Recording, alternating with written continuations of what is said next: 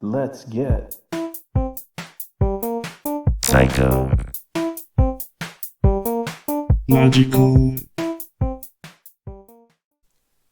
Hey everybody, and welcome back.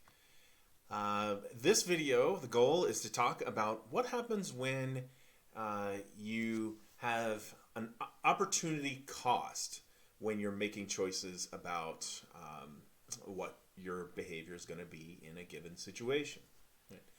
So, um, there are a lot of things that I have what I need, but there's just things that you like and that you want. And so there's this really cool guitar that I saw the other day online, and I was like, man, that thing looks cool. And so I was thinking about it, and I was like, well, I could save up for it, but there's some other things I've been wanting too. I've always wanted a harmonium.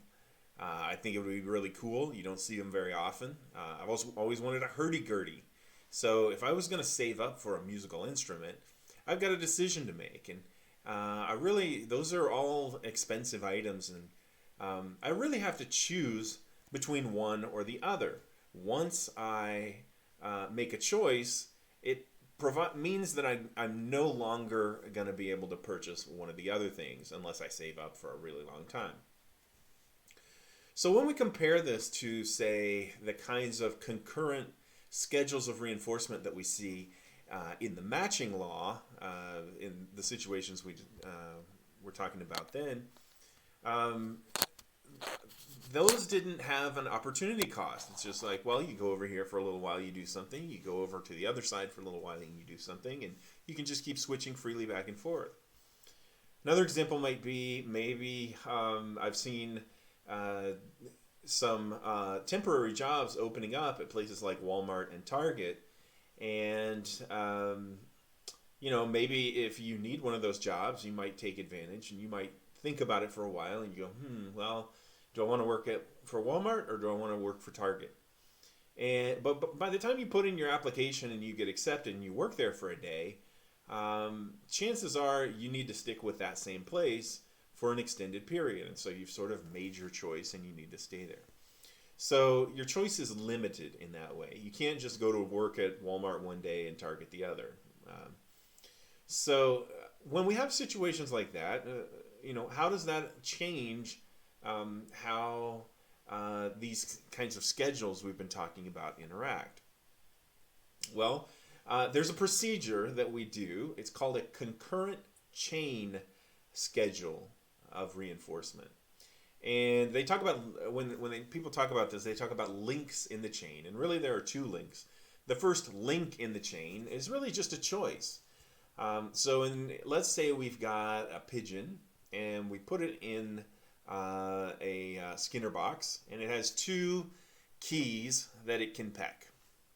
Well, the very first thing it has to do is it has to make a choice. Am I going to be working on the left side today, or am I going to be working on the right side? And so that's the first choice, and that's the first link in the chain. The terminal link in the chain, the second link, which is the last link, is their responses once they've made their choice, they're going to be responding on some schedule of reinforcement. They're going to be doing this throughout for a whole session. So the first link is they make a choice, and then the second link is they respond on that schedule throughout the rest of the session. Now the next day they get to come in, they get to choose again. And so once you've got a really well-trained pigeon, let's say, then you can start looking at, well, which do they prefer?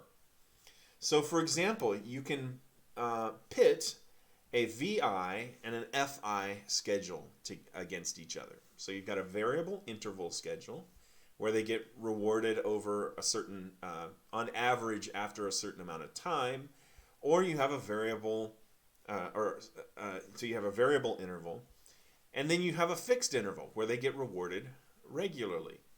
Now think about this in terms of something like jobs. Variable interval jobs are out there. So things like maybe you're a street performer or someone who works for tips, and you don't know how many tips you're going to get that day. And it varies from day to day, but some days you have a lot of tips and it's a really good day. Other days you might be really light. Maybe you're an Uber driver and some days are just really slow. Other days really pick up and you earn a lot. So that would be a variable interval. You tend to get this. You might get this a steady amount of money over time, but it's unpredictable when that money is going to come.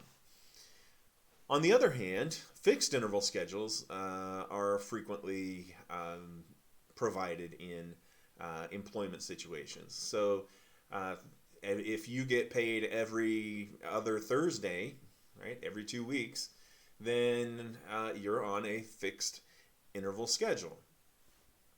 And so the question is, which one is better? For my money, I would think that having a steady and predictable paycheck would really be preferable. However, when you do this experiment where you give a pigeon a choice between a fixed interval on the left and a variable interval on the right, the pigeon will invariably choose the variable interval. They prefer to have boom periods and bust periods over a steady rate. And not only do they have a preference for the variable interval side, right, now you can do interesting things like you can start reducing the rewards a little bit on the variable side. And you can ask the question, at what point does the preference sort of even out so that it becomes 50-50? And so the interesting thing is there's a zone in there where they still prefer the variable interval even though it results in fewer overall reinforcers. And that's kind of interesting. So I guess what they say is true, that variety is the spice of life. Okay, that's it for this video, and until next time, happy learning.